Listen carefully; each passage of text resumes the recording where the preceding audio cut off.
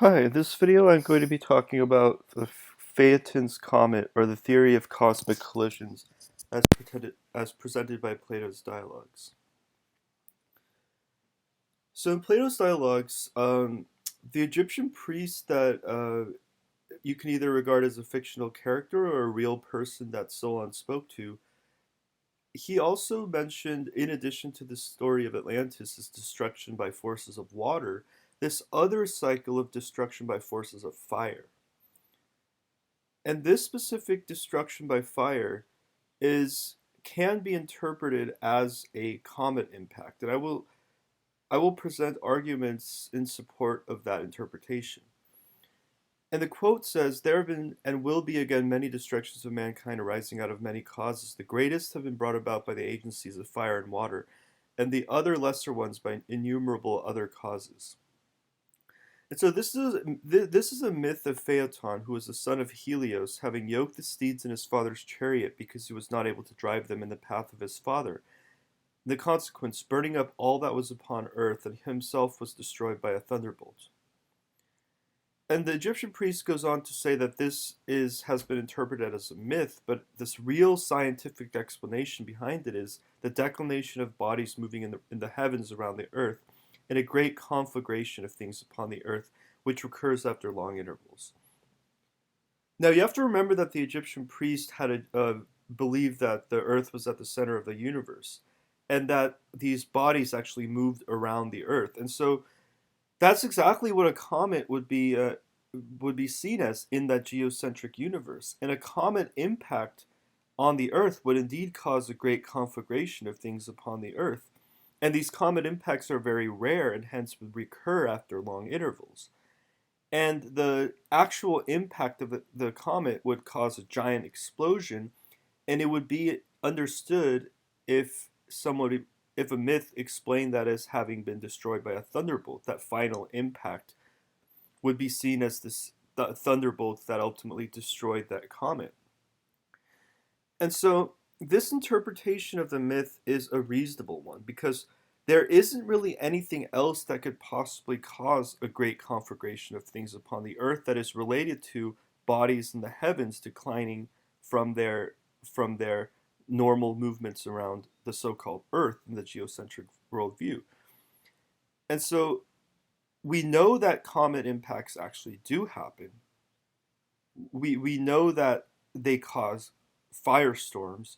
We know that they recur after long intervals. So if this is actually talking about something substantial and it's not just like a bunch of mumbo jumbo that is completely made up, the only logical interpretation of this scientific explanation of this myth is a comet impact or an asteroid impact, or in more generally, an impact event of some kind.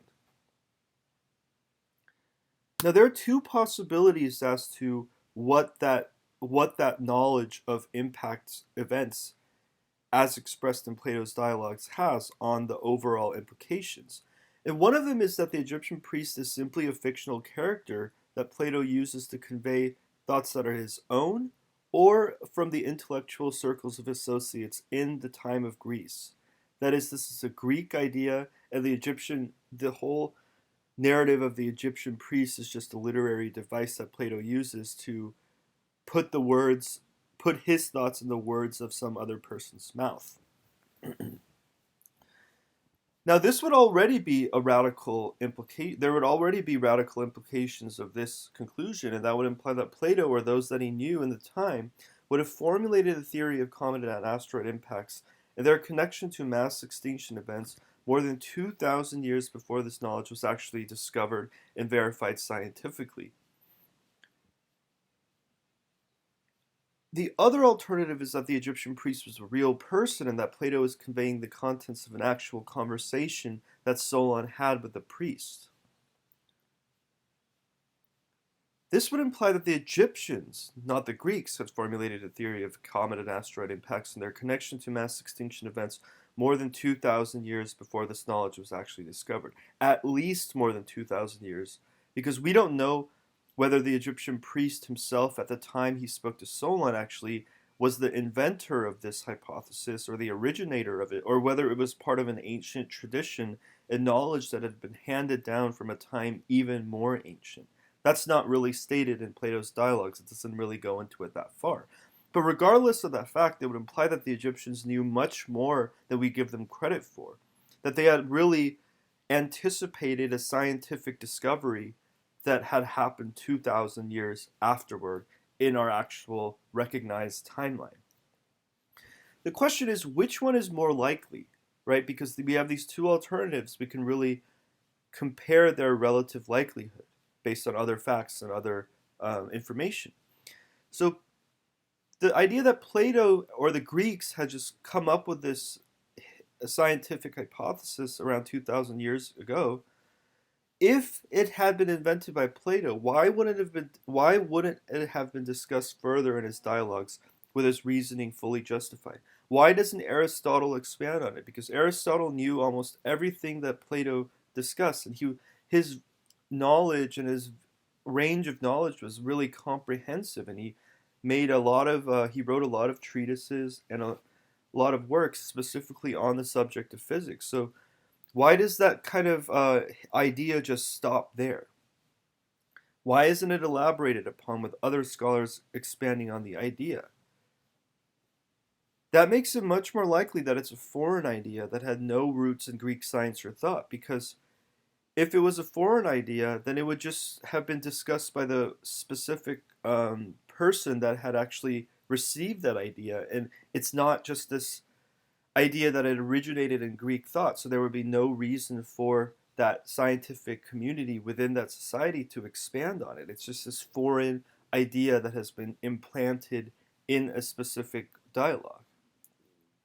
And if the Egyptians had formulated a theory of asteroid impacts and their connection to mass extinction events more than 2,000 years ago, then that would imply that the Egyptian priests were actually scientists and that they knew much more than we have given them credit for.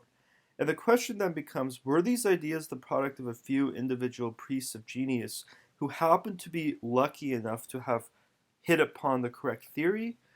Or were they part of an ancient historical tradition of science that actually dated back to an age maybe even predating the age of the pyramids, or much, much longer even before then?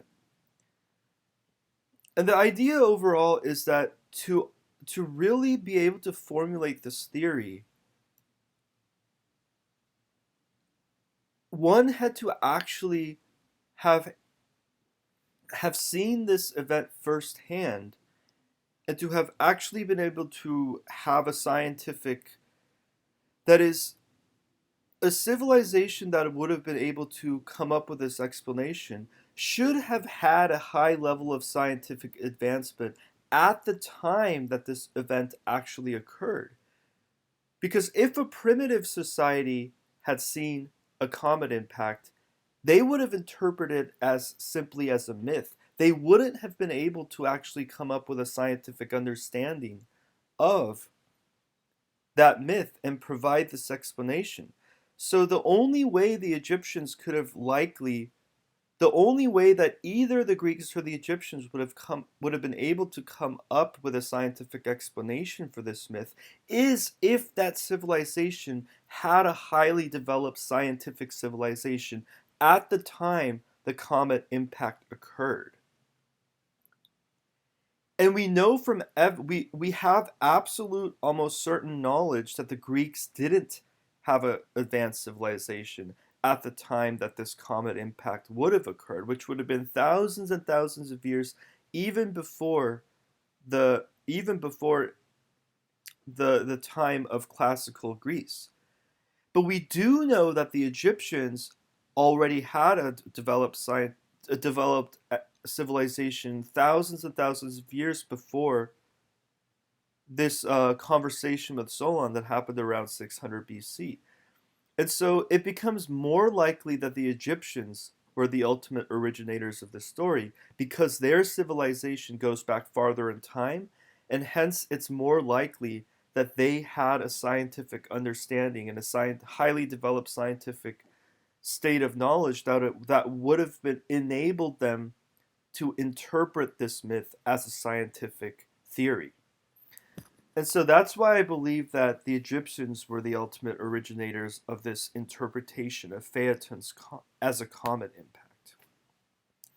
And the relevance of Atlantis is as follows. If the Egyptian priest really existed and really knew about the comet and asteroid impacts causing mass extinctions, that increases the credibility of the Atlantis myth because the priest has already proved his wisdom by revealing one secret of nature that would lay undiscovered for millennia.